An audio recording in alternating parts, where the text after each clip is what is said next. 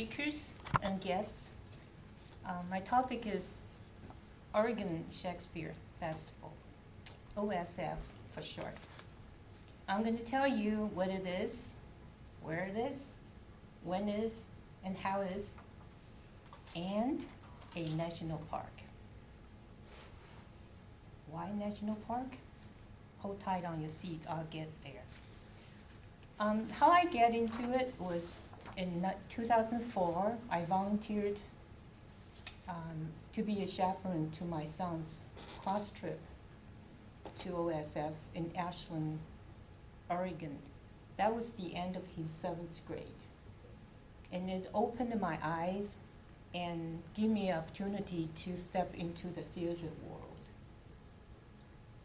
And that year, with the class, okay, I have to repeat one more time. I forgot one paragraph I'm going to say. Thank you, Liz. The Oregon Shakespeare Festival is held in Ashland, Oregon every year from February to November. And it has been for 80 years. This year is their 80 years anniversary. The first time I went there was 2004, when my son was in his 7th grade. And that year, I watched 2 shows with the class. The first show is The Royal Family. And this is the show that actually inspired me to fall in love with OSF for the coming years. And this show was first premiered in 1927. Okay, and that was the miracle year for Broadway. There were more production of new plays than had ever been and would ever be again, 200. And one of that season's most enduring pieces was this one. So this is a perennial favorite. I would watch over again. And the second one was a Shakespeare's play, The Comedy of Errors. It was horrible. I hate it with a passion. Number one, I had no clue what they're talking about.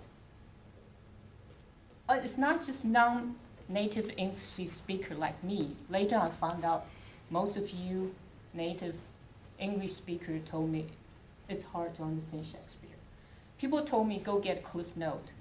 And I started reading Cliff Note. I feel I need another Cliff Note to this Cliff Note. This show is adaptation of the original play, and the setting is set in Las Vegas. Think how screwy that would twist my mind. Number one, I had no clue what they were talking about word by word. Number two, how could this be in Las Vegas? Anyway, so that pretty much nailed the coffin of ever watching Shakespeare. To you Shakespeare lovers, every year there are about 4 or 5 really good Shakespeare years. Like that year they have King Lear, and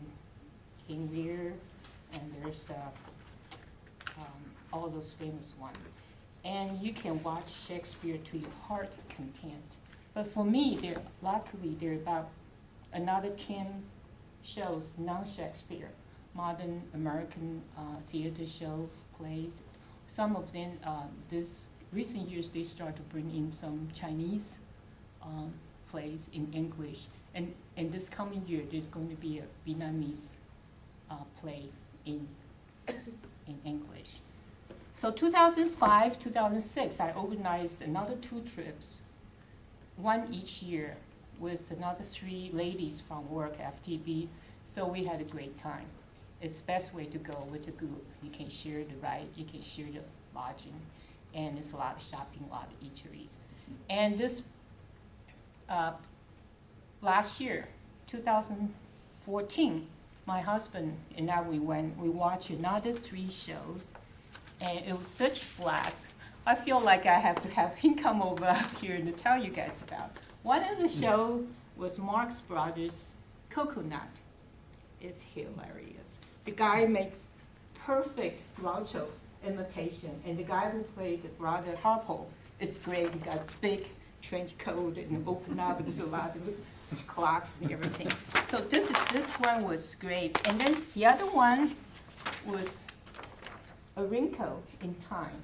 And I was told that sixth graders, and they're supposed to, this is their required reading, okay? But this show is not just for middle schoolers, actually for all people of all ages.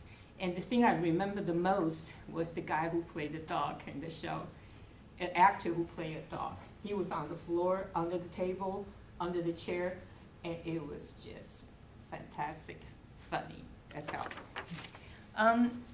And this year we watched another 3 shows. I'll show you quickly because my time is really limited.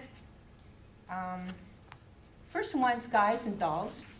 It was first premiered in Broadway, 1994. And another favorite, I would say perennial favorite. You get a chance to see, you have to see it. Another one is called Head Over Heels. Actually, it's world premiere. It's performed publicly for the very first time. And the lyrics and music were by Go-Go's. If you're Go-Go's fan, if you remember the 80s, that all-women band, you're gonna love this one.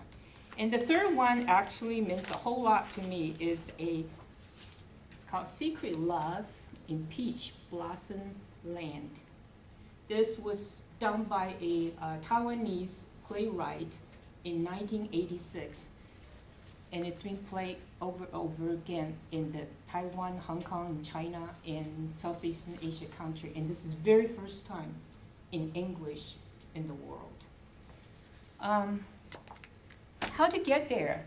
It's about 294 miles north of Sacramento, and takes about 4.5 to 5 hours to get there. And I need to get to, if you think going to see the play in Ashland is like full course of dinner, going to Crater Lake National Park is the dessert. And I just want to show you very quickly what it looks like. The volcano erupted, collapsed about 7,700 years ago and into a caldera, and the rain and snowfall filled into a lake. And there's no river in and out this lake. And please do go there to see the show and go to and support your national park. Thank you.